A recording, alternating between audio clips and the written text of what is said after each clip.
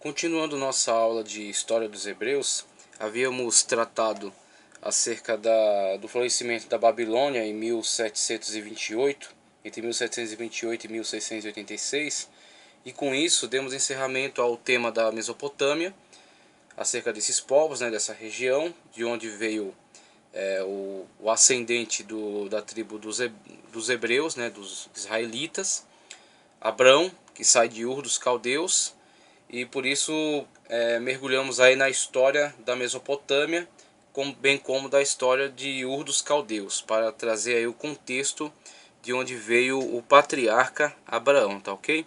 Mas em continuidade vamos ver agora outros povos que estão relacionados com a história dos hebreus.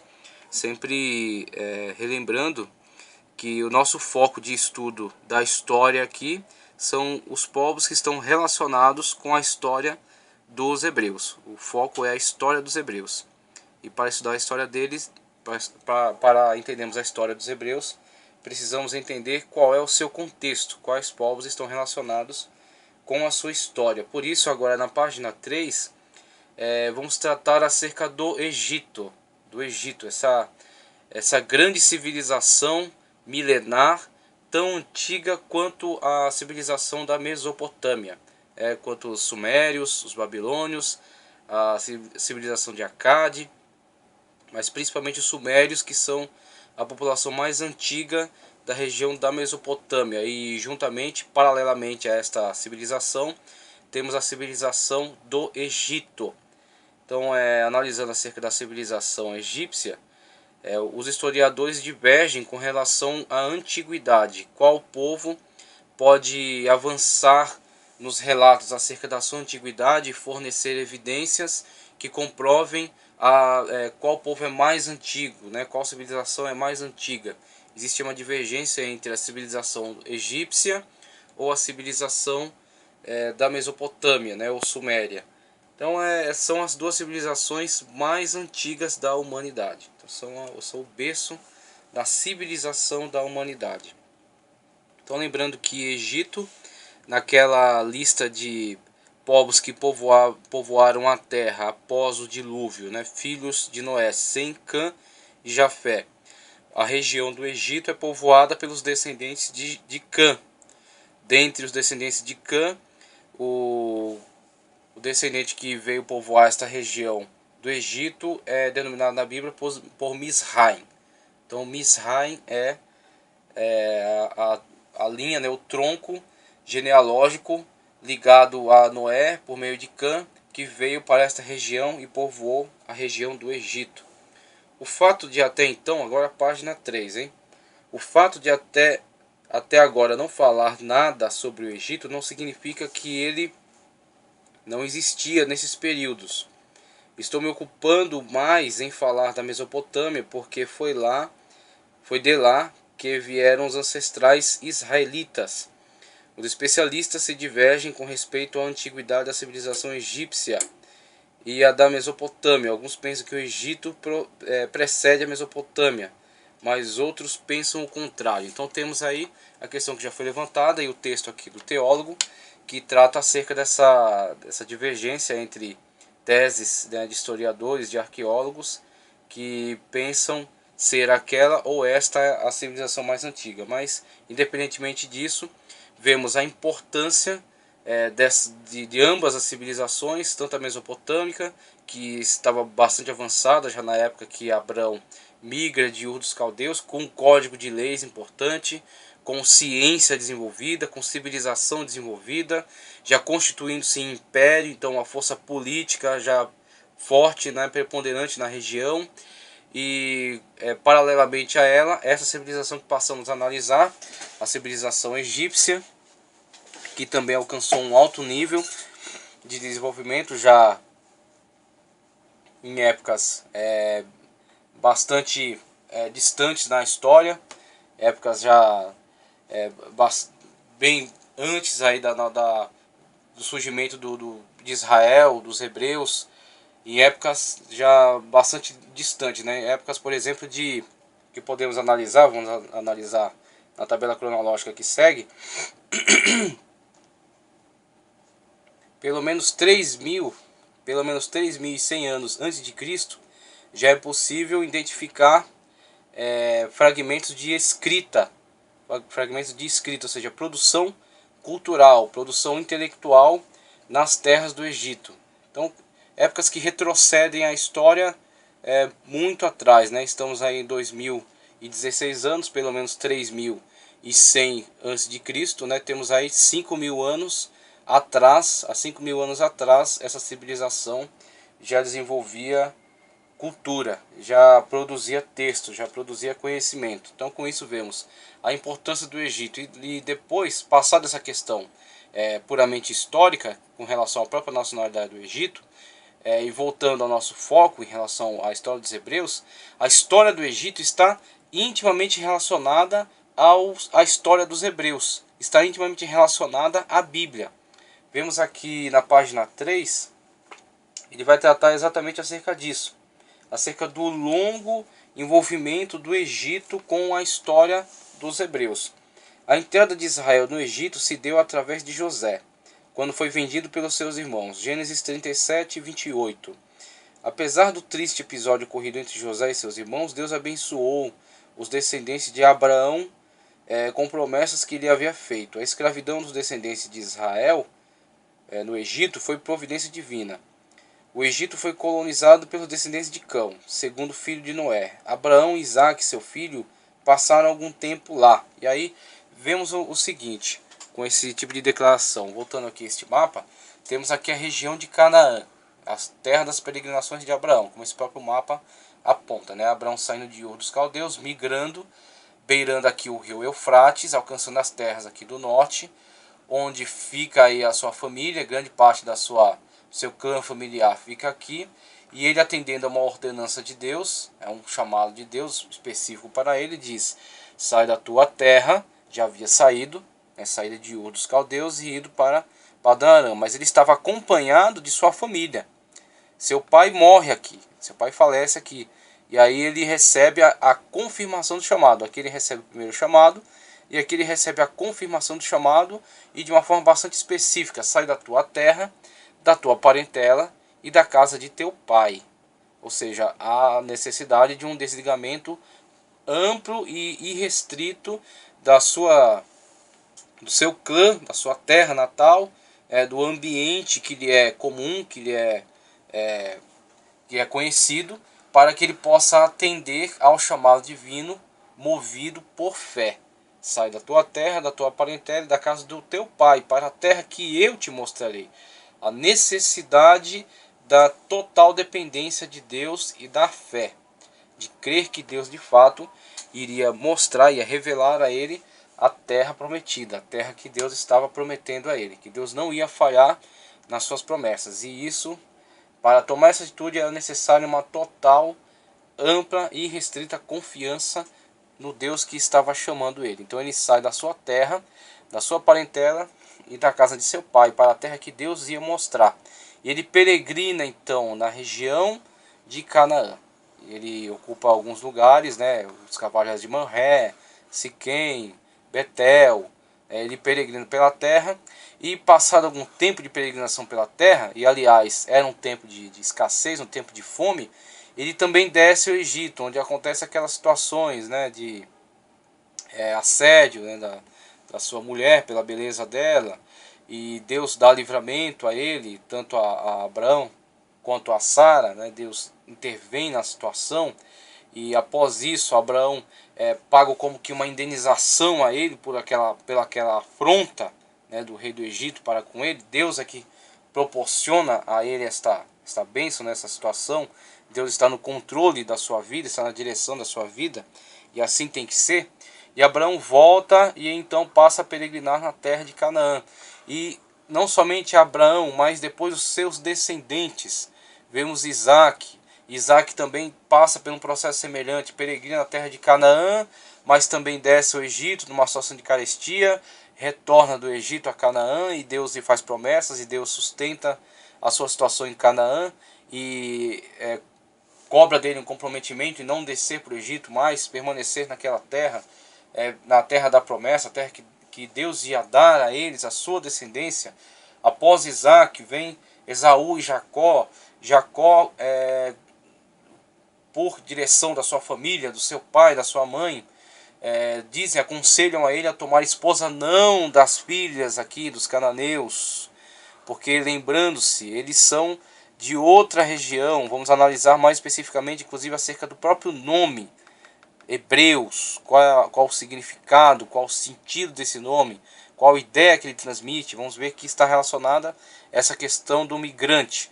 E aí vemos que Jacó é aconselhado a ele tomar a esposa dentre a sua parentela, que está em Padã Arã. Então vemos, há esse fluxo, né, de caminhada, de peregrinação, de relacionamento, mas sempre relacionada a esta região. Peregrinação na Palestina, descida para o Egito. Jacó toma esposa aqui na parentela do seu pai, do seu avô, que haviam ficado aqui, mas ele retorna para Canaã, depois a sua família desce ao Egito, sempre esse relacionamento entre esta região. Então o Egito passa a ser a terra que mais se relaciona com a história dos hebreus dentre os povos da história, tá ok? Então, ó, Isaac e seu filho passaram algum tempo lá. O mesmo fez Jacó, neto de Abraão. No Egito, José foi governador nomeado pelo rei Faraó. E aí passamos a ver um pouco melhor a história do Egito, né? Pelo rei Faraó. Faraó já significa rei, já é um título de nobreza. A nação judaica, em sua infância, passou 400 ou 430 anos lá. Moisés foi filho adotivo de uma rainha egípcia, e como preparação para ser legislador de Israel, foi instruído em toda a ciência e a sabedoria desse país. Salomão casou-se com a filha de um faraó. A religião do Egito, o culto ao bezerro, veio a ser religião do reino setentrional de Israel, ou Israel do norte, as 10 tribos do norte. Aí vemos uma influência nociva, né? A tremenda idolatria do Egito, aí influenciando desde a da época da peregrinação, quando foi erigido o bezerro de ouro, e mais à frente da história, na ocasião em que Jeroboão estava à frente das 10 tribos que já estavam separadas do reino do sul, de Judá e Benjamim. Ele impõe a esta região o culto a 2 bezerros de ouro, um colocado próximo da fronteira com Judá e outro colocado no extremo norte, na tribo de Dan, para que o povo estivesse relacionado a este culto e não descesse ao templo, porque ele temia uma reunificação se o povo, nas épocas comemorativas, continuassem frequentando o templo que estava em Jerusalém, na terra de Judá. Então, uma questão política, mas que teve graves consequências religiosas e consequências nacionais, porque veio a trazer a ruína de Israel com a sua deportação para a Síria. Veja só, o reino setentrional de Israel em 1 de Reis 12:28, você constata essas informações. O profeta Jeremias morreu no Egito. Do cativeiro até o tempo de Cristo houve ali considerável colônia judaica, tá ok? Então, na região da Alexandria, aqui na região da Alexandria, houve ali considerável colônia judaica, que inclusive ele vai dizer aqui para a qual foi traduzida a Bíblia do hebraico para o grego, que na época era a língua mais utilizada em terras egípcias, por causa da dominação grega de Alexandre Magno, que havia dominado toda esta região, tá ok? Voltando ao mapa anterior, só para esclarecimento, havia dominado toda esta região e imposto a sua cultura, né, e a sua língua, principalmente como uma língua universal, uma língua do comércio. Então a região de Alexandria estava incluída também nessa dominação grega,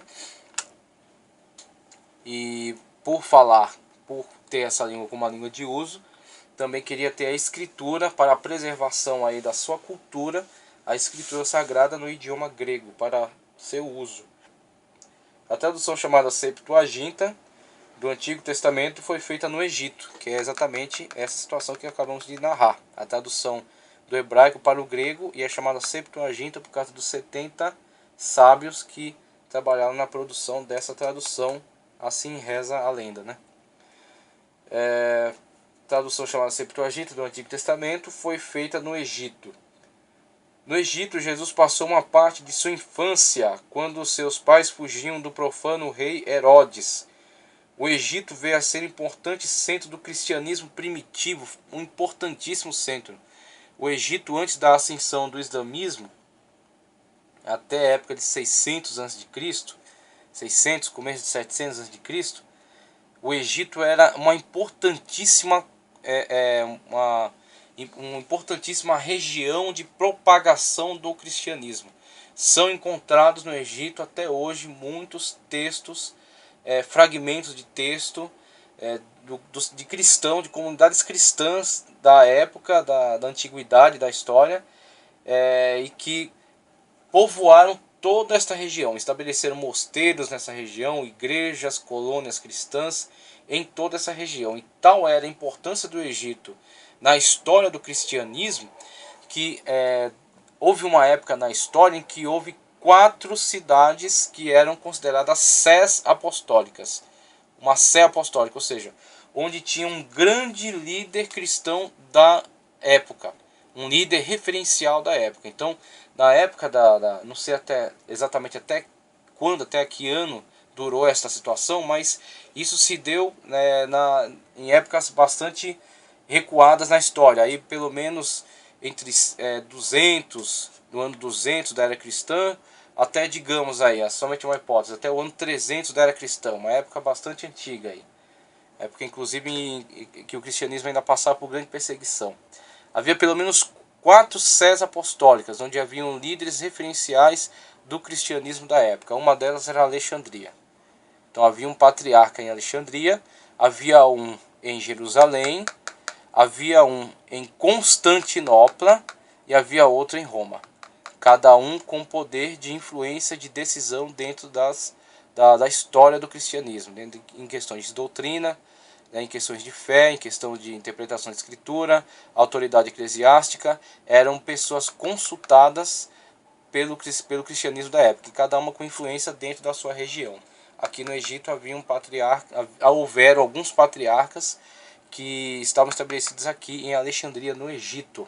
Então o Egito está muito relacionado com todo o contexto bíblico, com toda a história bíblica. E aí a gente vê a história do Egito, vamos ver aqui uma tabela cronológica, mas antes disso, uma questão de cunho histórico aqui relacionado ao Egito. Temos que as terras do Egito são, como diz aí o historiador, o Egito é uma bênção do Nilo, porque toda esta região aqui é desértica. Inclusive, note, perceba aqui como é feita essa divisão, essa fronteira aqui é moderna, tá ok? Então essa fronteira aqui, nas épocas bíblicas, isso aqui não existia dessa forma. Não era feita uma fronteira geográfica tão definida assim. Mas perceba as características da fronteira. Veja que é uma linha reta. Então, essa fronteira que é estabelecida artificialmente e através de pontos de referência muito escassos, porque toda essa região é deserto. Então hoje, por exemplo, as fronteiras geográficas estabelecidas nos países modernos aproveitam rios, aproveitam o relevo de rios, de montanhas, de vales, praias, lagos. Eles aproveitam, por isso que as fronteiras são curvas, né? Aproveitando esses limites naturais como limites estabelecidos também dentro da geografia. Aqui não há essa possibilidade, porque aqui é tudo areia, tudo deserto. Então estabelecidas fronteiras artificiais, né, por meio de radares, coisas assim, e é estabelecida uma linha reta, um país com fronteiras com linhas retas, porque isso aqui não tem pontos referenciais aqui, é tudo deserto, é tudo areia, tanto nesse lado quanto desse lado aqui, regiões desérticas. Aqui está a Península do Sinai, tá ok? Península do Sinai. Aqui está o Monte Horebe, e aí deu-se a travessia do Mar Vermelho. Nessa região existem algumas teses de pelo menos 2 caminhos aqui para a travessia do mar, a peregrinação, Monte Sinai, tá? E depois a entrada, Carlos Barnea, mais ou menos por aqui. Aqui é Ezion Geber, e a travessia então para a entrada após na terra de Canaã. Então, tratando acerca do Egito, temos o Egito é uma dádiva do Nilo, e temos aqui o Nilo que avança até as regiões aqui mais ao sul, que hoje é o Sudão. Na época era chamado Cuxi, povo cuxita, né, o povo também descendente de Cã, que habitavam a região mais ao sul. E o Nilo se estende até regiões mais ao sul aqui.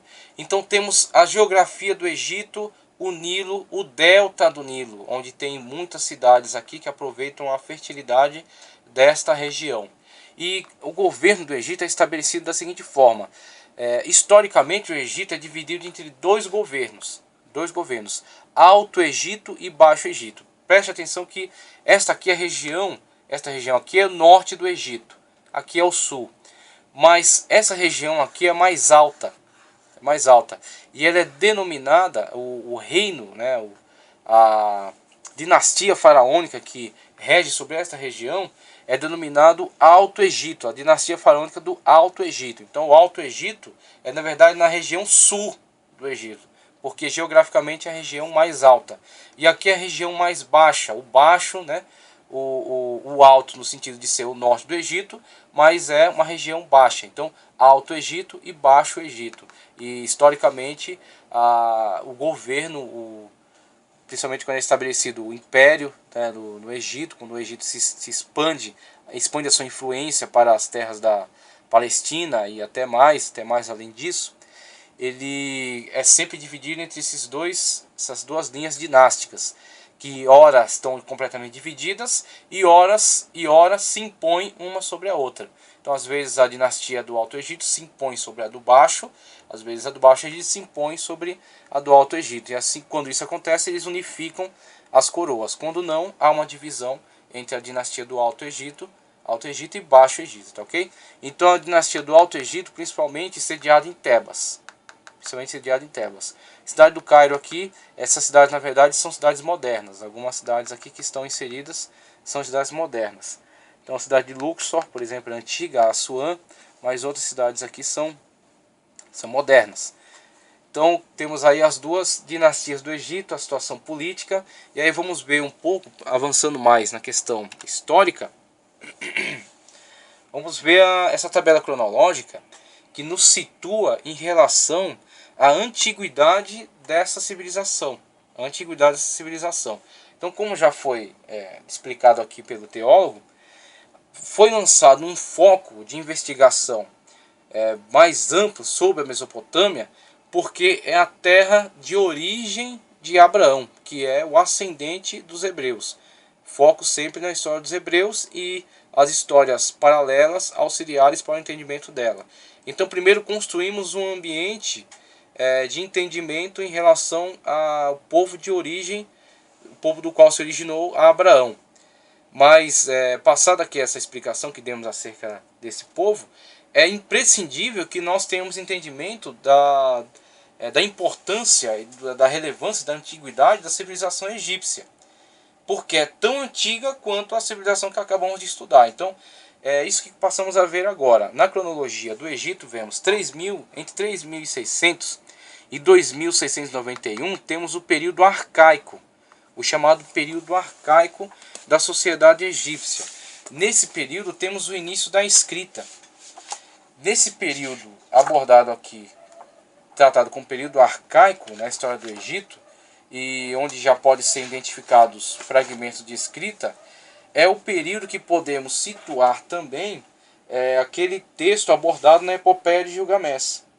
Então a própria epopeia, o material no qual foi escrita a epopeia é posterior. Mas a história que trata a epopeia pode ser localizada em época de 3100 a.C.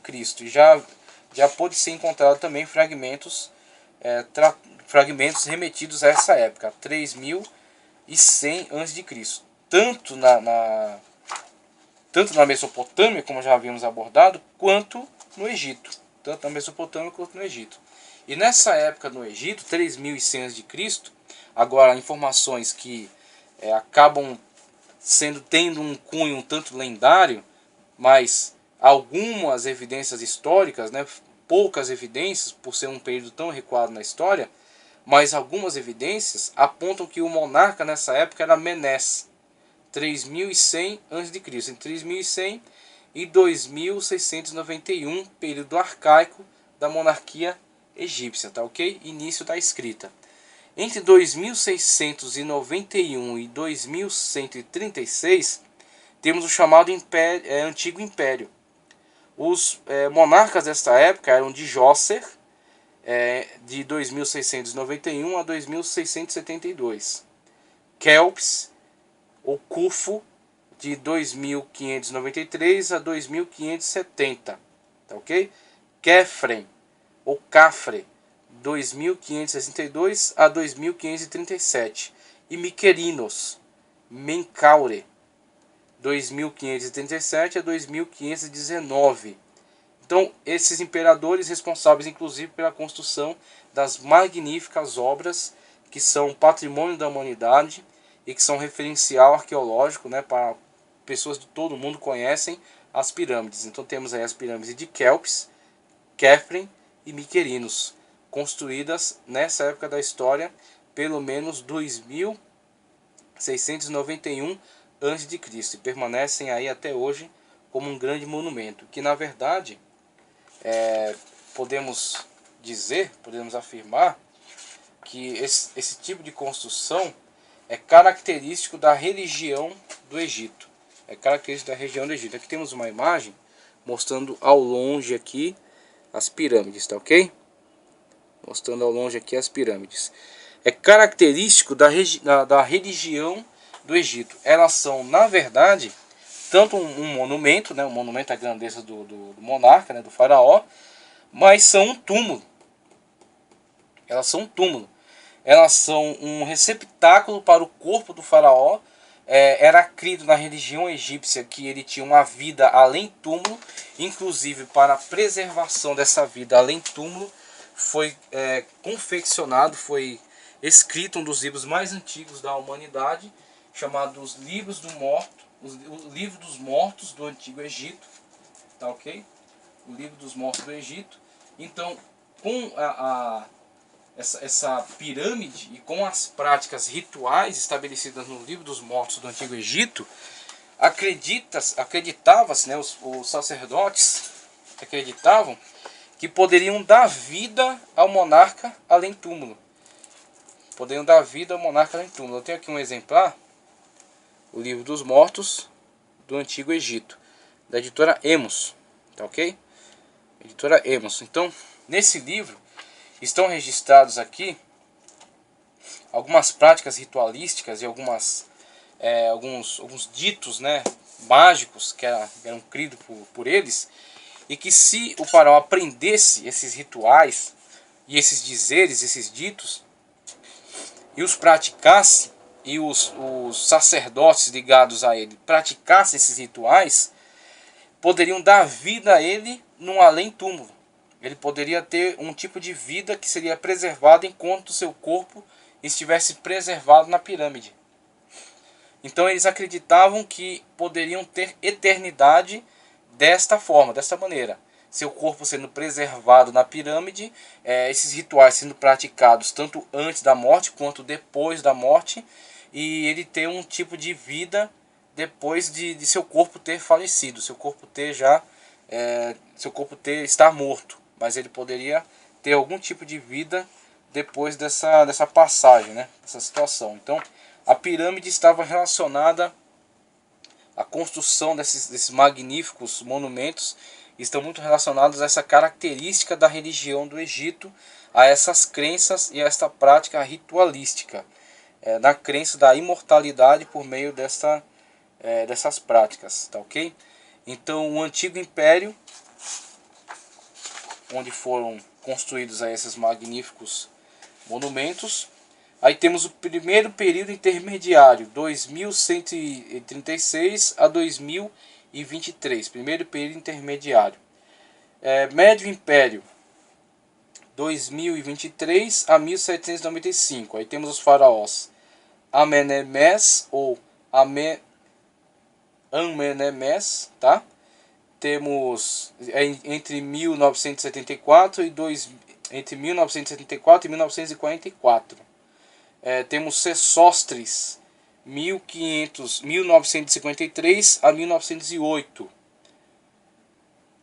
Depois deles vem o segundo período intermediário, que vai de 1795 a 1540. Passado esse segundo período intermediário, temos o Novo Império, 1540 a 1070. E esse período ele é muito mais tem muito mais registros acerca dele, tá ok? E muitos faraós aqui que estão presentes aqui nesse período, inclusive o grande envolvimento deste período com o período bíblico. Então esse é o período mais importante para a história bíblica. Então aqui temos conteúdo arqueológico, conteúdo histórico importante para nos situarmos em relação à história do Egito, a sua grandeza, a grandeza da sua civilização, mas a partir daqui um período muito mais relevante para os nossos estudos. Tanto aqui no período intermediário também, também tem uma relevância. Aqui, por exemplo, podemos localizar a influência dos Hyksos, tanto aqui no Médio Império, tá ok? O primeiro período intermediário, o Médio Império e segundo período intermediário. E aqui no Novo Império, localizar um relacionamento histórico entre o Egito e Israel com relação aos fatos bíblicos abordados, tá? Então, um período muito importante para a análise da história dos hebreus. Então, o Novo Império, 1540 a 1070, temos a rainha Hatshepsut, tá? De 1479 a 1457. Temos Tutmoses III, 1479 a 1425. Amenófis IV, ou Akhenaton, 1353 a 1337. Tutankhamon, que temos aí a múmia de Tutankhamon, que foi achada bastante preservada e que é objeto de estudo, de análise, né? E de também visitação por parte de pessoas que querem conhecer mais acerca da história. A múmia de Tutankhamon foi preservada, que reinou de 1336 a 1327. Temos aí Ramsés II, personagem histórico importantíssimo, 1279 a 1213. Meneptah, 1213 a 1203. Ramsés III, 1184 a 1153. Ramsés IV, 1153 a 1147. E assim encerra o período do Novo Império e já entra no terceiro período intermediário. E aqui passamos a ver, inclusive passamos a perceber no Egito muita influência estrangeira, inclusive a influência grega, né? A influência grega aí que entra definitivamente na história do Egito. 1070 a 525 temos Siamun, 979 a 960, Shoshenq, 945 a 924, Osorkon I, 924 a 889, Osorkon IV, 730 a 715, Tirharca, que aparece inclusive nas profecias de Isaías, tá ok? Tirharca, 690 a 664, Neco, nesse período aqui, ó, faraó Neco, tá ok?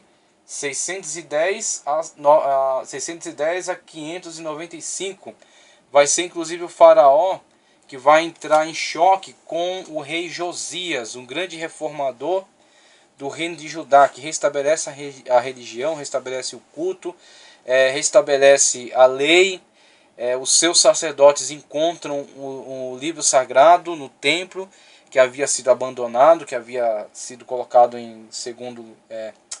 que havia sido colocado de uma forma marginal, porque Israel se desviou para as religiões pagãs e havia abandonado as práticas do templo. E alguns sacerdotes que restam, apoiados por Josias, que agora pretende fazer a reforma em Israel, a reforma religiosa, encontram o livro sagrado, leem, e Josias se empenha em fazer com que aquelas leis voltem à ação, voltem a surtir efeito, a ter autoridade para o povo de Israel, o povo da aliança, faz uma grande reforma. Só que o que acontece, o período histórico no qual Josias estava incluso, já era um período que estava voltando-se para a punição de Deus para com os hebreus, devido a um largo período de idolatria perpetrado por esse povo. Um período idolátrico, um período de revoltas, um período de desobediência a Deus, a palavra que Deus havia trazido por meio dos seus profetas, que havia ministrado por meio de seus sacerdotes, e diante da reiterada desobediência desse povo ao chamado de Deus para a fidelidade, já havia a determinação da punição. Já havia a determinação da punição. E Josias, mesmo agindo corretamente, agindo honestamente, de uma forma bastante acertada com relação a buscar Deus, a tentar fazer a reforma, não logrou tanto êxito. Não logrou tanto êxito por causa já esse desgaste que havia no relacionamento entre Israel e Deus. Então, Josias estabelece uma grande reforma, mas ele colide com o faraó Neco, que havia saído das terras do Egito e estava indo em direção a um confronto direto, a um embate com a Babilônia. Ele estava tentando estabelecer sua influência em toda a região, preservar sua influência, e neste embate Josias entrou no caminho de Neco, tentou impedir o seu avanço pelas terras de Israel e é morto nessa situação, nesse período aqui, terceiro período intermediário, tá? Na época do faraó Neco, entre 610 e 595, que foi a época do seu reinado. Faraó Ofra, ou Apries, 589 a 570, e Amassis II, 570 a 526. Vemos então todo o período, né, histórico da civilização do Egito, a sua grande importância, a sua grande relevância e o seu relacionamento com a história dos hebreus, os períodos históricos aí divididos, e temos aqui alguma contextualização. Temos aqui início da escrita, tanto na civilização egípcia quanto na civilização mesopotâmica, temos evidências desta época.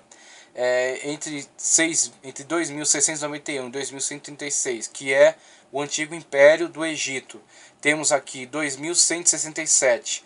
Entre 2167 e 1992, que está dentro aqui desse período, antigo Império do Egito, temos a saída de Abraão de Ur dos Caldeus, contextualizando entre a cronologia da história egípcia, tá ok? Com os fatos importantes, relevantes para a história dos hebreus. Período intermediário. Depois temos entre 2023 e 1795, que é a época do Médio Império para o Egito. Temos aqui entre 1910 e 1800, nessa época, mais ou menos nessa época, as datas não são tão exatas, né, mas dentro desse período aqui, a ascensão de José, a história de José, né, a venda dele como escravo, toda a situação em que ele foi fiel a Deus, em que ele deu grande testemunho. É um tipo, né, de Cristo do Antigo Testamento, esse grande personagem aqui, José. Então temos o contexto histórico de José enquadrado dentro desta época aqui, Médio Império, tá ok? 2023 a 1795 antes de Cristo, tá certo? Aqui nesse período, primeiro período intermediário, podemos colocar a influência dos Ixos, um povo semita estrangeiro que vem para o Egito, invade as terras e estabelece lá uma dominação. E dentro desta época, enfraquecimento das dinastias do Egito. E aí temos, voltando aqui a este mapa, temos aqui as regiões do Egito, tá? Então os Ixos, que vieram das regiões aqui do Oriente Médio, invadiram as terras de Israel, o Baixo Egito, tá? O Baixo Egito, mas não conseguiram penetrar até a região do Alto Egito. Então aqui os Ixos tiveram grande influência. Israel estava nesta região, na terra de Gósen, que é essa terra aqui, tá certo? A oriente aqui do delta, e não conseguiram penetrar até o Alto Egito. Então as dinastias faraônicas foram preservadas aqui no Alto Egito e depois restabeleceram seu domínio no Baixo Egito novamente, tá? Expulsando aqui os Ixos e impondo uma escravidão aos povos de Israel. Então temos aqui a influência, a vida de José enquadrada nessa época, a época do Médio Império, período intermediário novamente. E quando chegamos nessa época do Novo Império, que falamos que é de grande importância, grande relevância para a história dos hebreus, temos aqui um fato extraordinariamente importante. Na época do Novo Império, que é de 1540 a 1070, temos aqui a vida do personagem Moisés. Então, durante esse período aqui já temos a escravidão, tá? Escravidão do Egito, e chegando nessa época aqui do Novo Império, temos aqui o personagem Moisés, por meio de quem Deus liberta o povo da escravidão egípcia, tá? E a peregrinação para Canaã, e depois o desenvolvimento dos fatos históricos aqui em Canaã, tá? Aqui já Israel, o êxodo do Egito, da libertação da escravidão, estabelecimento histórico de Israel em Canaã e alguns fatos históricos, principalmente aqui abordado a época do exílio para a Babilônia. Aqui eles estão se libertando do cativeiro egípcio, eles estabelecem-se na terra, passam ali grande período dos juízes, estabelecimento da monarquia, mudança da dinastia de Saul para Davi, a continuidade com Salomão, a divisão do reino, né, em Israel do Norte e Judá, e depois aqui já havia acontecido o exílio de Israel para a Síria, e aqui agora, nessa época histórica, 605 a 538, exílio de Judá para a Babilônia, terceiro período intermediário no Egito, 1070 a 525. Então, com isso, estabelecemos aí uma relação entre a história dos hebreus e a importante história do povo egito, uma cronologia básica acerca desse povo, e vamos dar continuidade na próxima aula falando mais acerca do relacionamento do povo hebreu com o povo egípcio, tá? E a história dos patriarcas. Vamos entrar aí na história dos patriarcas, né? Já vimos aí um pouco da cronologia, vamos ver sobre os Ixos no Egito, vamos ver acerca dos povos Ixos no Egito, vamos ver acerca de alguns movimentos que aconteceram na história ainda na região do Crescente Fértil com os Hurrianos, e depois vamos entrar especificamente falando acerca dos hebreus agora, acerca de Abraão, seus descendentes, tá? E os povos hebreus que vão falar, né, que vão estar nos informando acerca de todo o desenvolvimento dos patriarcas. Então, encerramos aqui falando um pouco sobre o Egito, depois damos continuidade falando mais acerca da influência de povos estrangeiros no Egito.